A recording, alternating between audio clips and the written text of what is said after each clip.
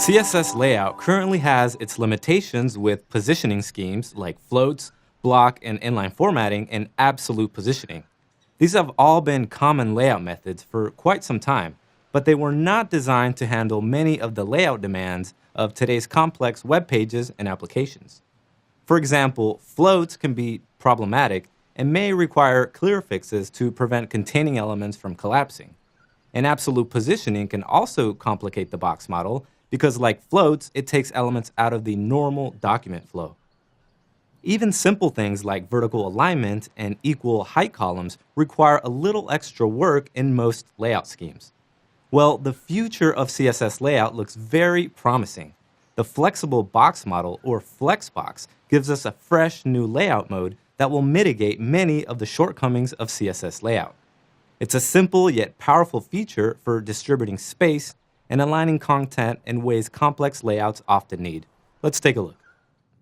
Currently, Safari, Firefox, and IE10 support the previous version of the Flexbox spec, which has a different syntax. So that's why it shows as partial support. The only browsers that do support the latest spec and syntax are Chrome and Opera. But soon we should see the latest version of Flexbox supported in all modern browsers. Here, we'll be covering the latest W3C syntax using the WebKit vendor prefix. Flexbox handles two-dimensional CSS layout really well because we can lay out elements in pretty much any direction, up, down, left, or right, even place them out of order. We can also make boxes grow, shrink, and autofill space. It's also really simple to align elements with respect to their container or each other. And it's also simple to make elements have the same height. So anything that involves putting boxes in a line, Flexbox can do it really well. Flexbox consists of flex containers and flexed items. Every direct child of a flex container is a flex item, and there can be any number of flex items inside of a flex container. What Flexbox does is it defines how these flex items are laid out inside the flex container. The flex container can have multiple flex lines, which break the flex items into multiple lines, and by default, go left to right and top to bottom. Flexbox has a concept of two axes, the main axis and the cross axis, which determine the baselines of the flex containers. So everything in Flexbox is relative to these two axes. The default direction of the main axis is left to right, and the default direction of the cross axis is top to bottom. So let's go over an example. In our HTML file, we have a simple unordered list with the class nav containing 4 list items. And we can see how it's looking in the browser. They're laid out in a column by default. In our page styles.css, I've added some quick and simple styles just to get us started here in our example. But we'll be adding our styles in flexbox.css. So first, in order to use Flexbox, we'll need to establish a flex formatting context in our page. So we'll go ahead and do that by first selecting the nav element.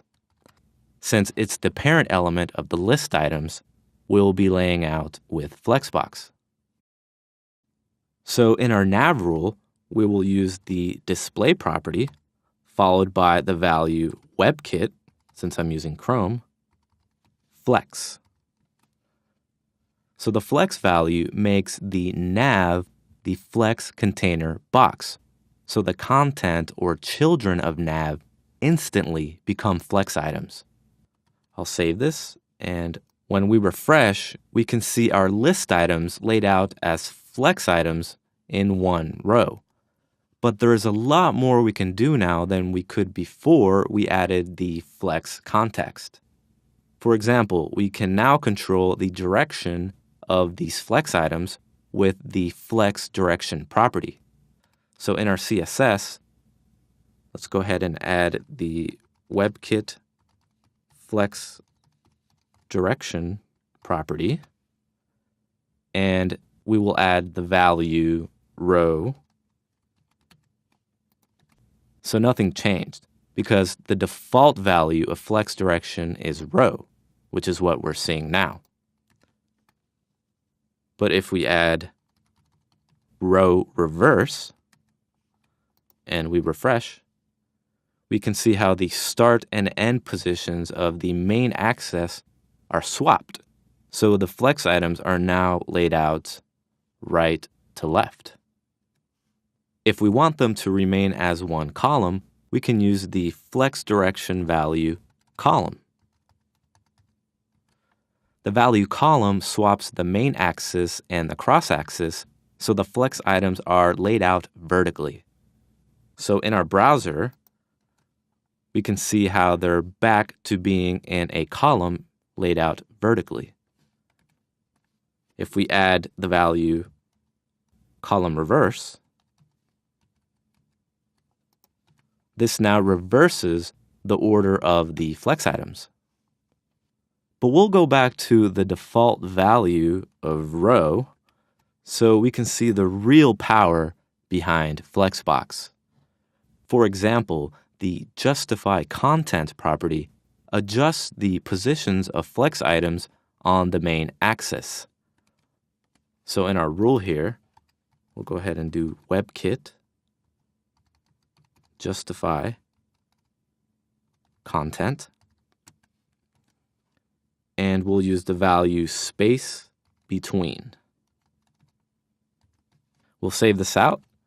When we refresh, we can see how this moves the first list item to the left and the last one to the right, then divides up the space in between.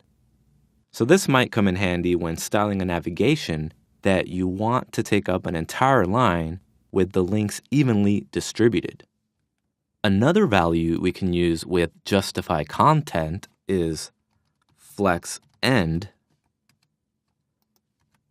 which places the flex items towards the end of the flex line. And the value center places the flex items in the center.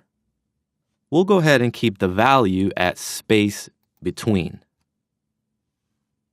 Margins also have an effect on flex items, the auto value in particular. An auto margin will absorb extra space and push other flex items into different positions. For example, let's select the last list item in our list.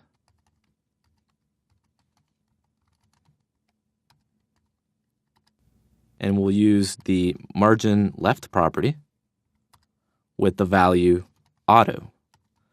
When we refresh, we see that the last list item is pushed to the far right, and the extra space has been absorbed by the auto margin. And if we select the first one, for example,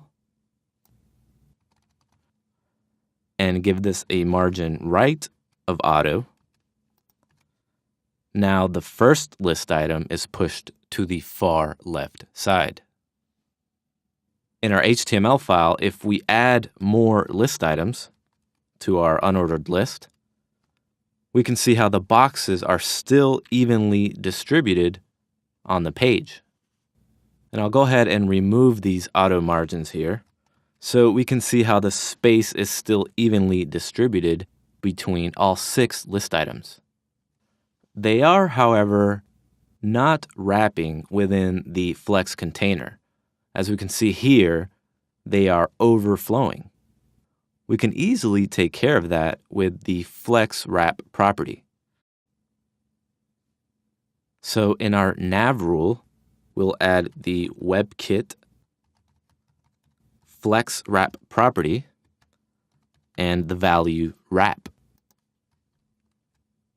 When we save and refresh, this creates a multi-line container, and now we can see how the items are stacked inside the Flex container.